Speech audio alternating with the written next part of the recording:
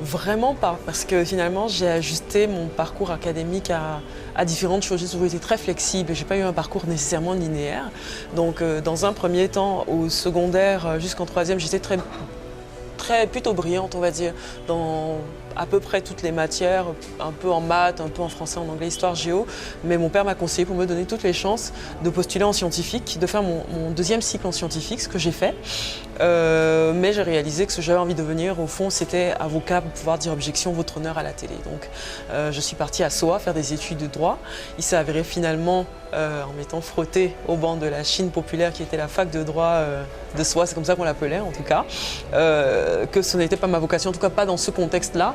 Ce qui fait que quand j'ai eu l'opportunité d'aller à Abidjan travailler dans le service juridique d'Orange Côte d'Ivoire et qu'un de ses partenaires m'a proposé de devenir assistante commerciale à temps partiel pour remplacer quelqu'un qui était en congé maternité, j'ai sauté sur l'opportunité. Donc ça a été mon premier pas formel dans le domaine commercial, qui avait déjà été initié un peu par tous les boulots d'hôtesse que j'avais fait quand j'étais plus jeune à l'université. Et réalisant que j'ai beaucoup d'aisance et beaucoup de plaisir en fait à travailler dans cet environnement dynamique avec des challenges et des choses à réaliser, j'ai décidé d'aller postuler à l'ESSEC en école de commerce.